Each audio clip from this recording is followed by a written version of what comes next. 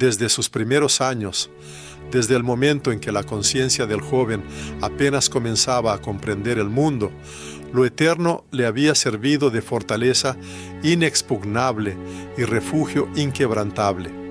Sin embargo, por fuerte que fuera su escudo espiritual, ninguna experiencia, ninguna oración, ningún estudio de textos sagrados pudo prepararlo para aquella fatídica noche, cuando en el corazón más íntimo y sagrado del mundo católico, entre muros impregnados de siglos de fe y devoción, debía enfrentarse a lo inimaginable, no solo contemplar, sino sentir el escalofriante toque del mal auténtico y primordial, ver el rostro de la oscuridad misma.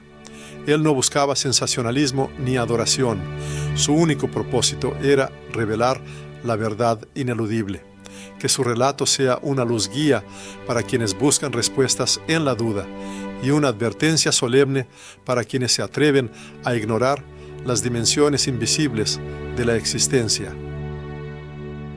Porque lo que él experimentó esa noche no fue una alegoría, ni una visión mística, ni un sueño producto del cansancio. Fue un encuentro tangible y abrumador con algo antiguo y monstruoso, un evento que lo sacudió hasta lo más profundo de su alma, dejando una huella inconmensurablemente más profunda que cualquier sermón que hubiera pronunciado desde el púlpito o cualquier disquisición teológica.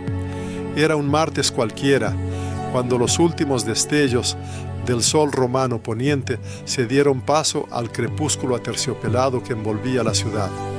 Como cada semana, a esa hora sagrada, entró silenciosamente en la majestuosa Capilla Sixtina. Estaba solo, sin séquito, sin suntuosas ceremonias, solo con la inquebrantable luz de una fe profunda y firme que parpadeaba en su corazón, iluminando el camino en este santuario donde cada piedra respira historia y oración. El ruido y el ajetreo del mundo exterior, sus preocupaciones diarias y el parloteo de la gente quedaron muy atrás, tras las macizas puertas, tras las cuales se instaló un silencio que presagiaba una profunda inmersión en lo espiritual. Como el antiguo profeta Elías, buscando la revelación divina en la soledad de la cueva, él esperaba humildemente no una manifestación atronadora, sino el apenas perceptible y secreto susurro del Altísimo, que debía llenar aquella sala capitular. Normalmente, a esa hora, la luz suave y difusa que se filtraba por las ventanas superiores se deslizaba delicadamente por los frescos y las paredes, acariciando los rostros de profetas y santos, dándoles un brillo místico. Sin embargo, esa noche en particular, parecía que incluso esas imágenes eternas, plasmadas por la mano del Gran Maestro, se apartaban, como presintiendo algo siniestro que perturbaría la paz milenaria de aquel lugar. Arrodillándose ante el majestuoso altar, que durante siglos había sido el centro de innumerables oraciones, comenzó a pronunciar en voz baja, casi inaudiblemente, las palabras del salmo más profundo. Desde lo profundo, a ti clamo, Señor, entregando su alma en manos del Creador. Era un llamado desde lo más recóndito de su ser, una súplica de misericordia y protección. Pero apenas estas palabras escaparon de sus labios, la realidad circundante cambió repentina e irreversiblemente. El aire en la capilla se volvió palpable, pesado, como si el propio oxígeno hubiera sido desplazado por una sustancia extraña y opresiva, invisible pero tangible. Respirar se hizo insoportablemente difícil. Cada inspiración requería un esfuerzo colosal, y su pecho era oprimido por algo invisible. Su respiración se hizo entrecortada y pesada, como el viento previo a una tormenta que anuncia su inminente llegada. Sin embargo, paradójicamente, el cielo nocturno sobre Roma permanecía completamente despejado, salpicado de estrellas. Nada presagiaba cataclismos naturales ordinarios. Al instante, Se dio cuenta de que no estaba solo en aquel espacio enorme, antes tranquilo. Algo invisible, pero increíblemente poderoso, lo observaba fijamente. Su presencia era casi físicamente palpable. Lentamente, con dificultad, giró la cabeza, intentando captar con la mirada la fuente de esa sensación. Pero sus ojos no encontraron rostro ni contorno de figura, solo una presencia que lo abarcaba todo, heladora, sin forma, pero que llenaba cada rincón del espacio. Aquello no apareció en ese momento, no vino de fuera. Ya estaba allí, oculto pero ineludible, como una bestia depredadora al acecho tras el fino velo de la realidad, esperando pacientemente su hora, su víctima. La espera era casi tangible, impregnada de una antigua malevolencia. Su corazón latía en su pecho con una fuerza frenética, marcando un ritmo similar a los golpes sordos de una campana de medianoche que anunciaba algo ineludible. Cada célula de su ser, el instinto de autoconservación, le gritaban: «Detente, huye». Pero su cuerpo, al parecer, estaba paralizado por una fuerza invisible, incapaz de moverse, clavado al suelo. Como el justo Job, enfrentado a pruebas insoportables, de repente, con una claridad aterradora, comprendió que aquello no era una prueba divina, enviada por el Altísimo para fortalecer la fe. No, era aquel que siempre se oculta en las sombras, que acecha a los débiles y a los que desfallecen en el alma, que aparece cuando el espíritu humano está a punto de quebrarse bajo el peso de la desesperación o el miedo para asestar su golpe mortal. Desde la profunda sombra, no con un sonido de voz, sino con un pensamiento penetrante, algo comenzó su narración. No era un lamento desesperado, ni un susurro silencioso. Más bien, se sentía como una idea largamente gestada, ya arraigada en la conciencia del hombre. ¿Crees que al mundo le queda tiempo?, resonó la voz invisible. No era una pregunta que buscara respuesta, sino una sentencia severa, pronunciada sin derecho a apelación. Un escalofrío recorrió la espalda del hombre y un sudor traicionero brotó en su frente. La luz en la capilla no se extinguió, pero sus anteriores tonos cálidos y acogedores desaparecieron sin dejar rastro. Todo alrededor adquirió un tono sombrío y ceniciento. Incluso los rostros en los antiguos frescos parecían haber despertado de un sueño eterno, pero no con la habitual compasión, sino con una profunda y perturbadora inquietud. La mirada del hombre se dirigió hacia el majestuoso fresco del juicio final, y el rostro de Cristo, el Hijo del Hombre, se le apareció aún más severo e inflexible que nunca. La voz invisible continuó su discurso. No se nombró a sí misma, pero el hombre comprendió intuitivamente quién estaba ante él. No era un ángel caído, envuelto en las llamas del fuego infernal, ni una entidad demoníaca que encarnara el caos. Era una mente fría, cristalina y sofisticada. El adversario no había venido a tentar, como la serpiente en el Edén, atrayendo hacia el fruto prohibido. Había venido a anunciar la cercanía de la hora, y que esta hora no llegaría a través del caos destructivo, sino a través de un consentimiento universal, voluntario y silencioso. El hombre sintió un deseo insoportable de clamar a los cielos, pero ni un solo sonido pudo emitir su boca reseca. Solo su corazón latía desesperadamente en su pecho, y las lágrimas corrían silenciosamente por sus mejillas. Recordó la gran prueba de Cristo en el desierto, cuando el Salvador, tras ayunar 40 días, se enfrentó a la tentación del enemigo, quien le ofreció un poder inconmensurable. No en vano. Jesús rechazó resueltamente aquella seductora oferta, mientras que él mismo, encontrándose en una situación similar, solo pudo contemplar en silencio lo que sucedía, incapaz de pronunciar palabra alguna. pronto se escuchó una voz que afirmaba: «Se les ha dado poder, pero no lo usan». En ese instante sintió como una ira extraña, casi alienígena, intentaba penetrar en su conciencia, apoderarse de ella. La verdad se le reveló entonces con máxima claridad. El poder desprovisto de amor se convierte en un verdadero infierno, pero también el amor, no respaldado por la acción, no es más que una traición. No pudo determinar cuánto duró aquel místico enfrentamiento. Quizás solo unos minutos, o quizás una eternidad desprovista de marcos temporales. Cuando todas las visiones se disiparon y la sombra siniestra se retiró, se encontró empapado en sudor frío. Su cuerpo temblaba, pero seguía firmemente en pie.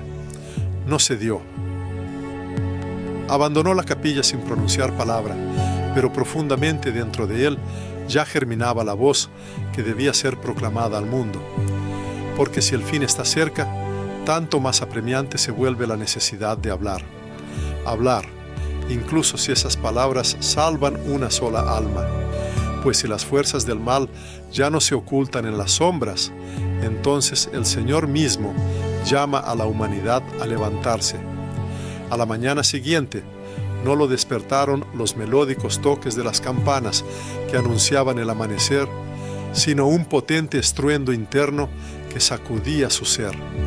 Parecía que todo su pecho se había convertido en un vasto campo de batalla, donde las fuerzas de la luz y la oscuridad chocaban sin piedad.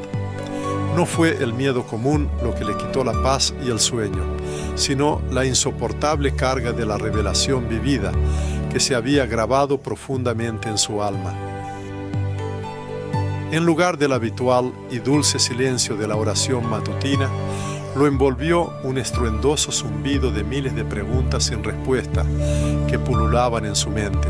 Se levantó, a pesar de que su cuerpo apenas obedecía su voluntad, y se dirigió lentamente a la capilla, ubicada en sus aposentos papales.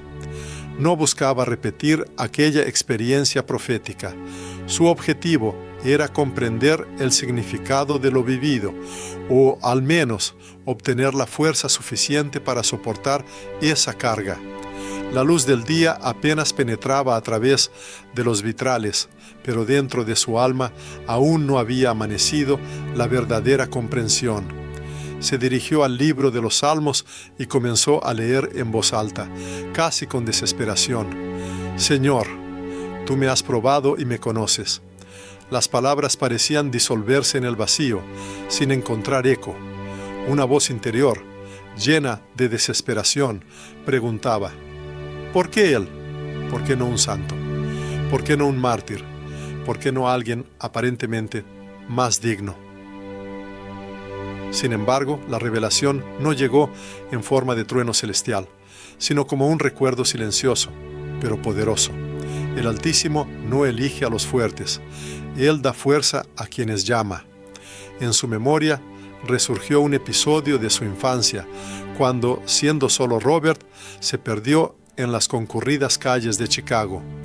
Entonces lo invadió una sensación de soledad abrumadora, presagio de muerte. Pero en ese momento crítico se le acercó un sacerdote, cuyo toque en el hombro y las palabras «No estás solo, Dios te ve», se convirtieron en su salvación. Y ahora, décadas después, se sentía de nuevo perdido, pero a un nivel diferente, más profundo. Y esas mismas palabras salvadoras resonaron de nuevo en su conciencia. «Dios te ve». Ese día trascendental, todas las audiencias oficiales fueron canceladas. Él insistió en una reclusión total, e incluso sus colaboradores más cercanos percibieron una inexplicable pesadez en la atmósfera que presagiaba algo extraordinario. Solo Monseñor Torretti, su maestro de ceremonias y un viejo amigo de confianza, entró silenciosamente en el estudio, llevando una taza de café. La colocó con delicadeza a su lado, sin pronunciar palabra, y la mirada de sus ojos, que no necesitaba explicaciones, pero estaba llena de una paciente espera, hablaba por sí misma. Monseñor estaba listo para escuchar, cuando llegara el momento en que su amigo estuviera dispuesto a relatar sus vivencias. Tomó con cuidado el crucifijo que siempre llevaba consigo en el pecho, un antiguo símbolo de fe que una vez perteneció a su mentor en Perú. En el silencio, apenas audiblemente, pronunció, dirigiéndose al cielo: «Señor, ¿sigues conmigo?». Estas palabras resonaron en español, el mismo dialecto en el que una vez había aprendido a orar en lo profundo de la jungla. Allí, entre la tierra húmeda y el caos, rodeado de niños huérfanos por la violencia despiadada, conoció la verdadera presencia de la divinidad. Entonces estaba absolutamente seguro de su existencia, pero ahora, en un mundo diferente, necesitaba sentir de nuevo esa sagrada presencia. Al mediodía, descendió de nuevo a las majestuosas salas de la Capilla Sixtina, pero esta vez no con el propósito de elevar oraciones. Su intención era diferente. Como un experimentado investigador que busca descubrir signos ocultos, se propuso observar. Anhelaba comprender si quedaba algún eco del evento ocurrido. Exteriormente, todo parecía inalterado y familiar. Los rayos de luz caían desde arriba, iluminando el espacio, y los frescos de Miguel Ángel brillaban con su esplendor atemporal. Sin embargo, el aire se sentía diferente. No estaba frío, pero se había llenado de una cierta densidad, como el presagio de una tormenta inminente cuando los cielos se quedan en silencio. Se detuvo ante el grandioso fresco del juicio final. En su mismo centro se alzaba Cristo Juez, con la mano levantada y una mirada llena de autoridad inquebrantable. Y fue entonces cuando algo asombroso atrajo su atención. Una de las numerosas figuras que antes siempre le había parecido sin rostro y anónima, ahora, al parecer, fijó su mirada en él. Esa mirada no contenía amenaza ni severidad, sino que estaba llena de una pregunta profunda. En ese instante comprendió, no era un mero testigo casual de aquel acontecimiento extraordinario, era su destinatario directo. Aquel misterioso fenómeno no fue solo una advertencia, sino una misión personal, precisamente para él. Aquella memorable noche abrió las Sagradas Escrituras y, sin buscar una respuesta específica, casualmente se topó con un poderoso pasaje del libro del Deuteronomio. «Mira, hoy te pongo delante la vida y el bien, la muerte y el mal. Escoge la vida». Esas palabras le atravesaron el corazón como una lanza afilada. En ese instante comprendió que la visión no le había sido dada para infundirle miedo u horror, sino para impulsarlo a una elección consciente. No solo le mostraron el futuro, se le concedió la oportunidad única de ser un participante directo en su transformación, de influir en el curso de los acontecimientos. En el momento en que, quizás, una chispa de valor ardía en su alma, una intensa disputa se desató dentro de él entre dos voces. Una le instaba persistentemente a guardar silencio, creyendo que así sería mejor. La otra, aunque sonaba más suave, era absolutamente inflexible, insistiendo: si se te ha mostrado algo, entonces estás obligado a proclamarlo. En su memoria resurgieron las palabras que Dios le dijo al profeta Ezequiel: si le digo al impío, ciertamente morirás, y tú no lo amonestas, entonces yo te pediré cuenta de su sangre. Toda aquella noche permaneció en profunda oración, silenciosa, sin atributos externos como velas, simplemente sentado en el suelo de su habitación, como lo hacía en sus años de juventud. Y en esa desnudez espiritual extrema, sintió cómo el calor interior regresaba a él, no una pasión ardiente, no un éxtasis místico, sino una presencia tranquila e íntima, como si el Padre mismo hubiera posado su mano en su hombro. Entonces, guiado por este sentimiento, se levantó, se acercó a la mesa y comenzó a escribir. No era un documento oficial, ni una declaración ruidosa, sino una profunda confesión que el lector tiene en sus manos en este momento. Estaba claro que el mundo no creería de inmediato esta noticia, que muchos se verían invadidos por la duda. Sin embargo, si al menos una persona escuchaba, si al menos un alma reflexionaba, si alguien elegía el camino de la luz, entonces todos los esfuerzos no serían en vano. El sujeto de la narración intentó desesperadamente expulsar esa voz de su conciencia, pero ésta permaneció implacable. Esa voz ya no resonaba en sus oídos, ni se hacía eco en sus sienes, sino que se había asentado profundamente en su corazón como un veneno de acción lenta que penetraba en los rincones más recónditos de sus propios pensamientos. No era un grito, ni una amenaza, sino un razonamiento sutil, claro y tranquilo, que recordaba el susurro de la serpiente en el Edén. No prohibía amar a Dios, en cambio, solo sembraba hábilmente las semillas de la pregunta y con ello destruía todos los cimientos. La simplicidad de sus palabras encerraba un verdadero horror. Dijo: «Ya no me temen, me han aceptado». En el momento que pasó en la capilla, no se le reveló completamente la profundidad de esta comprensión, pero con el paso de los días, a través de la oración y la observación atenta, comenzó a notar las manifestaciones de este fenómeno en todas partes. Se manifestaba en los seminarios, donde las discusiones versaban más sobre cuestiones de gestión y administración que sobre las verdades del Evangelio, en los hogares, donde las pantallas parpadeantes habían reemplazado la oración sincera y la comunión espiritual, en las profundidades de las almas, donde el compromiso, antes considerado una debilidad, paradójicamente se elevaba a la categoría de virtud. La victoria obtenida por esta voz no residía en infundir miedo, sino en la llegada de una fatiga y apatía generalizadas. Afirmó: «Ya no estoy en el infierno, estoy en las estructuras, en las leyes, en las costumbres, en la vida cotidiana». Y entonces le quedó completamente claro, no se trataba de una rebelión o una confrontación abierta, sino de una completa normalización e integración en el modo de vida habitual. Como perspicazmente escribió el gran Dostoyevsky, el infierno es la imposibilidad de amar, y lamentablemente el mundo moderno ha transformado la indiferencia en una forma de virtud. Ya no es necesario tentar, la gente por su propia voluntad busca permiso para la apostasía. Reflexionando, el pastor recordó las palabras proféticas del apóstol Pablo: «Vendrá el tiempo en que llamarán malo a lo bueno y bueno a lo malo». Comprendió que ese tiempo no solo no vendría, sino que ya había llegado.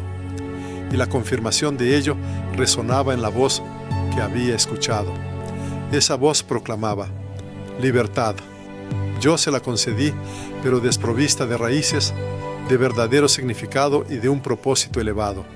Y ellos aceptaron con gusto ese don. El antagonista no ofrecía caos. Su propuesta consistía en un acuerdo gradual, lógico, legal y muy conveniente. «Expulsaron mi imagen de sus escuelas», continuó su discurso, «pero dejaron tras de sí un vacío abismal, y en él entré sin dificultad». No hablaba de poder bruto en su sentido clásico, sino de una influencia sutil, casi invisible, como el musgo que crece silenciosamente, cubriéndolo todo. Y el pastor, como guía espiritual de su rebaño, sintió que esas palabras no eran solo una amenaza, sino también una profunda recriminación. Surgía la pregunta: ¿dónde estaban ellos cuando todo esto comenzó? El discurso del enemigo no era una jactancia, era una constatación de hechos, una especie de informe, como si hubiera llegado el momento de hacer balance. Sus altares sagrados están vacíos, pero los estadios destinados a los espectáculos están abarrotados. Sus monasterios se han sumido en el silencio, pero las plataformas públicas resuenan con gritos. Sus pastores temen alzar la voz, y yo hablo por ellos. En ese momento, el pastor comprendió la verdad. La cuestión no era que el antagonista hubiera adquirido un poder increíble, sino que ellos mismos permanecían en silencio. El pastor volvió a sumergirse en la historia de Job, cuando el Altísimo permitió que Satanás lo probara en todo, en su familia, salud, bienes, dejando intacta solo su alma, para probar su inquebrantable fidelidad. Y surgió la idea: ¿y si hoy Dios permite a la humanidad ver cuán frágiles y débiles son sus muros espirituales, para que, por fin, comiencen a reconstruirlos? El antagonista declaraba: ustedes lo llaman progreso, yo lo llamo sustitución. La verdad ya no necesita argumentos ni pruebas, le basta con ser anulada. El pastor comprendió que la peor mentira es aquella que se acepta por la comodidad del momento, por una paz ilusoria, por un silencio cobarde. Pero ¿qué paz puede lograrse cuando la propia alma del hombre clama de dolor y disconformidad? Esa noche memorable subió al balcón del Palacio Apostólico. Su mirada se posó en las innumerables luces de Roma, miles de ventanas, detrás de cada una de las cuales se ocultaban miles de destinos humanos. Y entonces en su alma surgió una pregunta angustiosa: si el misterioso Él realmente decía la verdad, ¿cuántas de esas luces parpadeantes ya habían caído bajo su influencia? En ese mismo instante, algo profundo dentro de él se encendió, y no era desesperación, sino más bien un celo justo, ese mismo celo santo del que las Sagradas Escrituras hablan repetidamente. Ardió la ira del Señor. No sentía enojo hacia las personas, su indignación se dirigía a la mentira misma, a su astuto encanto, a su lógica ineludible y engañosa. Y comprendió con absoluta claridad: el silencio en un momento así equivaldría a una vergonzosa connivencia. Debía hablar con decisión e inequívocamente, pero con amor, ese amor profundo y verdadero que está dispuesto a la incomprensión, pero no se aparta de su más alto propósito. Aquella noche fatídica se dirigió deliberadamente al libro del Apocalipsis, a su capítulo 12, donde está escrito: hubo una guerra en el cielo. Miguel y sus ángeles lucharon contra el dragón. Y entonces comprendió con penetrante claridad: esta batalla no es solo un eco de tiempos pasados, no es meramente simbólica, se desarrolla en este mismo instante, aquí y ahora, en el alma de cada uno de nosotros, en el corazón de cada pastor, de cada padre, de cada hijo. Y si él, siendo el Papa, no alza su voz, no sale en defensa de la verdad, ¿quién asumirá esa carga? Comenzó a redactar un mensaje, un documento desprovisto de intrigas políticas y artimañas diplomáticas, pero profundamente profético en su esencia. Era un mensaje que no contenía denuncias directas, pero que llevaba consigo un poderoso llamado. No buscaba hablar de las fuerzas de la oscuridad, su principal objetivo era proclamar a Cristo, a aquel que con su amor ilimitado obtuvo la victoria final sobre la muerte. Sin embargo, a veces, para afirmar la grandeza de la verdad, es necesario nombrar la mentira. Así como Moisés, al presentarse ante el poderoso faraón, no solo elevaba súplicas, sino que hablaba con autoridad innegable. Y él, sucesor del apóstol Pedro, se sentía obligado a hablar no como un funcionario sin alma, sino como un testigo vivo, no como un jerarca arrogante, sino como un padre amoroso, no como un juez estricto, sino como un humilde siervo. Quizás el mundo no escuche sus palabras, pero la iglesia está obligada a escucharlas, porque si el pastor calla, el lobo rapaz no dudará en alzar su voz. Y si el lobo habla, las ovejas asustadas se dispersan con miedo. Pero él nunca permitirá tal cosa. Mientras haya vida en él, mientras su corazón palpite con su ritmo, mientras Cristo siga siendo su verdadero pastor, Él apacentará incansablemente a sus ovejas, incluso en la oscuridad más profunda, incluso entre las sombras que se ciernen. Se podría suponer que, después de aquel misterioso acontecimiento, el mundo encontró claridad, que las guerras cesaron, las naciones se reconciliaron y el odio se extinguió para siempre. Sin embargo, tal afirmación sería una pura mentira.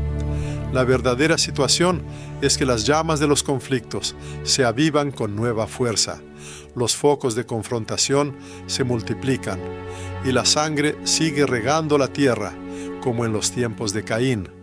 La Babilonia moderna ha dejado de ser un mero concepto geográfico, se ha encarnado en un mundo entero, desprovisto de cualquier temor a lo divino. Cuando la siniestra voz de la oscuridad susurró sus palabras, ellos me eligieron, no había en ello ni sombra de mentira. La humanidad no solo se ha apartado de la luz, se ha rebelado contra ella, desafiándola. La blasfemia se ha elevado a la categoría de norma cotidiana, convirtiéndose en una especie de estilo de vida. Y la muerte se ha transformado en un instrumento de estrategia política. El concepto mismo de perdón se percibe como una manifestación de debilidad, y cualquiera que se atreva a llamar a la paz es declarado enemigo de inmediato. De todas partes llegan mensajes alarmantes, surgen nuevos frentes, aparecen nuevos ataúdes, se encuentran nuevas justificaciones para las atrocidades. Hermanos matan a hermanos y lo llaman justicia. Madres entierran a sus hijos y lo llaman sacrificio necesario. Todo esto parece lógico, pero todo ello emana un olor infernal a infierno. Miró el mapa del mundo y solo veía en ella cicatrices sangrientas, superpuestas unas sobre otras, y su corazón se desangraba. Y sin embargo, precisamente en esta oscuridad impenetrable, ni antes ni después del plazo establecido, algo completamente inesperado comenzó a filtrarse: el silencio del arrepentimiento, similar a la humedad que gotea lentamente. Como una gota de agua solitaria que cae sobre metal al rojo vivo, chispeó, pero contra toda expectativa no desapareció, no se evaporó. Primero, esta lucha se desarrollaba en las profundidades de las almas humanas solitarias, luego se extendió a pequeñas comunidades y después abarcó a decenas y cientos de personas, sin acompañarse de clamores ruidosos o tumultuosas reuniones masivas, sino manifestándose en una verdadera y profunda transformación interna. Todo comenzó con una carta que no contenía una enseñanza o una exhortación, sino un arrepentimiento sincero y profundo. Él reconoció que había guardado silencio, donde su voz debería haber resonado como un grito, que ellos, los siervos de la iglesia, los pastores, preferían escudarse en protocolos formales, mientras la grey perecía cayendo bajo los colmillos de depredadores invisibles. Y entonces, una tras otra, comenzaron a abrirse las puertas. Los clérigos regresaban a la oración, impulsados no tanto por la costumbre, como por una profunda necesidad interna. No ocurrían grandes milagros o conversiones masivas, pero comenzaron a regresar aquellos que habían abandonado el seno de la iglesia muchos años atrás. Entre ellos había sacerdotes caídos, monjes agotados por las vicisitudes de la vida, e incluso jóvenes que nunca antes habían conocido el verdadero significado del ayuno y la abstinencia. No venían por la esperanza de algo mejor, sino desde la profundidad de su propia desesperación. Pero la misericordia de Dios se extiende a todos. Él acepta tanto al que posee una fe inquebrantable como al que, como el apóstol, clama en súplica: ayuda mi incredulidad. Recordaba una carta de la lejana Colombia, donde un joven capellán, en tierras controladas por los cárteles, comenzó a celebrar vigilias de oración nocturnas. Y lo sorprendente es que incluso los comerciantes, usualmente alejados de las prácticas espirituales, comenzaron a unirse a estas reuniones sagradas. O le llegaba la noticia de México, donde en una ciudad desgarrada por los conflictos, las mujeres buscaban consuelo, reuniéndose entre las ruinas para rezar el rosario.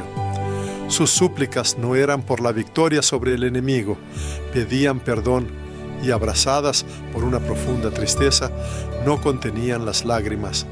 Y en esos momentos, Dios estaba invisiblemente cerca de ellas. Estos eventos no representaban un avivamiento espiritual a gran escala en el sentido habitual, más bien eran como un profundo sollozo, que marcaba solo un comienzo humilde pero significativo. Fue entonces cuando comprendió una verdad ineludible: la Iglesia no podrá salvar al mundo predicando desde púlpitos elevados. Su misión salvadora se cumplirá solo cuando llore junto con este mundo, cuando, en lugar de aplausos jubilantes, esté dispuesta a aceptar las cenizas del arrepentimiento, arrodillándose como la antigua Nínive, o el profeta Jeremías, o Cristo mismo en el huerto de Getsemaní. Y a él, como Papa, le correspondía descender a este polvo mundano, no para estar por encima del pueblo, sino inseparablemente dentro de él. Su papel no era condenar, sino interceder, no dar órdenes, sino compadecerse y compartir el sufrimiento. No buscaba ningún nuevo fenómeno milagroso o señal. Solo oraba fervientemente por la misericordia para un mundo que se desgarraba sin piedad, para naciones que habían perdido la comprensión de las verdaderas razones de sus asesinatos, y para padres cuyas manos estaban vacías, sin nada que ofrecer a sus hijos. Una de las noches volvió a entrar bajo las bóvedas de la Capilla Sixtina, pero esta vez no en busca de respuestas claras, sino con el deseo de encontrar consuelo espiritual. Se arrodilló ante el mismo altar donde una vez había comenzado su noche de pruebas y reflexiones, y en la profunda, casi palpable quietud, pronunció en un susurro: Señor, he hecho todo lo que pude. Ahora tú. No escuchó palabras en respuesta, pero sintió claramente una respiración invisible, calidez y una presencia poderosa, como si la Santísima Madre de Dios estuviera nuevamente allí, sin forma física, pero con una fuerza irresistible. Él está profundamente convencido de que la humanidad no ha sido abandonada. Sabe que su venida es inminente, y cuando el Hijo del Hombre regrese a la tierra, que encuentre fe entre la gente, que encuentre a cada uno vigilante, firme y lleno de amor. Los conflictos actuales se intensifican con nueva fuerza. Sin embargo, ahora está claro que es imposible vencerlos con la fuerza de las armas. La verdadera victoria reside en las lágrimas de arrepentimiento sincero, en la santidad de una vida justa y en la aceptación del camino de la cruz. Si la humanidad no se aparta de estos principios, el Señor tampoco la abandonará. No. Es sabido que estas palabras no serán aceptadas por todos. Muchos probablemente las rechazarán, se reirán, se asustarán o simplemente cerrarán los ojos ante una verdad tan inusual. No obstante, quien habla ya no tiene derecho a callar, porque la inacción en tal situación equivale al consentimiento, y con lo que está sucediendo es imposible estar de acuerdo. La humanidad entra en la etapa final de una gran batalla que no es un escenario apocalíptico de cine, sino más bien una tormenta espiritual donde el campo de batalla es el propio corazón humano. En esta contienda, la oscuridad opera con el lenguaje de la lógica fría y el cálculo, mientras que la luz responde solo con lágrimas de compasión y amor omnímodo. Han llegado tiempos en los que no basta con simplemente no hacer el mal, es necesario ser activa y valientemente bueno, ser verdaderamente santo. Quien pronuncia estas palabras no se considera un héroe, es solo un humilde pastor a quien se le ha revelado que el lobo rapaz ya no se esconde en las sombras, vaga abiertamente por las calles, y si el pastor no alza su voz en defensa, su rebaño, sus ovejas, perecerán inevitablemente. Por eso habla impulsado por el amor, experimentando un dolor profundo, pero lleno de una fe inquebrantable. Habla porque sabe, Dios aún no se ha apartado de la humanidad. Cuando la oscuridad se cierne, la luz se vuelve especialmente notable. Incluso una sola vela es capaz de transformar la cueva más profunda. Así también, cada persona, sea hermano o hermana, no es insignificante ni olvidado. Cada uno es capaz de ser el comienzo de un gran milagro. Su oración sincera, pronunciada en secreto, tiene el poder de salvar una ciudad entera. Su verdadero arrepentimiento es capaz de abrir los cielos. Hubo testimonios de un anciano en Chile que, incapaz de caminar, oraba cada noche por los soldados en el frente, y uno de ellos sobrevivió de manera inexplicable. O de un joven en Venezuela, huérfano, que repartía pan a los sin techo en las calles, y un día su propio hermano, a quien se daba por perdido, regresó a casa. Esto no es solo una estadística seca, es la encarnación viva del Evangelio, que sucede aquí y ahora. En los tiempos actuales, cuando el adversario proclama nuestra derrota, tales afirmaciones son una mentira absoluta. Nuestra existencia, nuestra respiración, nuestras oraciones, todo esto es testimonio irrefutable de que seguimos en pie, inquebrantables. Como una vez escribió San Pablo, la verdadera fuerza a menudo se manifiesta precisamente en momentos de debilidad. Tal es hoy la situación de la Iglesia, está herida, es objeto de burlas, se enfrenta a la traición, pero aún así permanece viva y llena del Espíritu. Porque en ella reside Cristo, y si Él habita dentro de nosotros, ¿quién podrá oponérsenos? Él nos llama a cada uno a no esperar intervenciones milagrosas externas, sino a convertirnos nosotros mismos en el milagro para el mundo circundante. Nos aconseja encarecidamente no confiar en reformas globales, sino comenzar la transformación desde uno mismo. Es necesario perdonar, purificarse, confesarse, orar, ayunar, lamentarse y realizar todas estas acciones, no por miedo cobarde, sino por un amor profundo y omnímodo. Pues, como afirmó San Juan, es el amor perfecto el que es capaz de expulsar por completo todo temor. En aquella noche inolvidable se encontró de nuevo en la majestuosa Capilla Sixtina, completamente solo, sin compañía de guardias ni iluminación alguna. Simplemente se arrodilló ante el sagrado altar, el mismo lugar donde había comenzado su noche de reflexión espiritual, y en la profunda y omnímoda quietud pronunció las palabras: Señor, he hecho todo lo que pude, ahora tú lo amas. No escuchó palabras en respuesta, pero sintió claramente una respiración invisible, calidez y una presencia poderosa, como si la Santísima Madre de Dios estuviera nuevamente allí, sin forma física, pero con una fuerza irresistible. Él está profundamente convencido de que la humanidad no ha sido abandonada.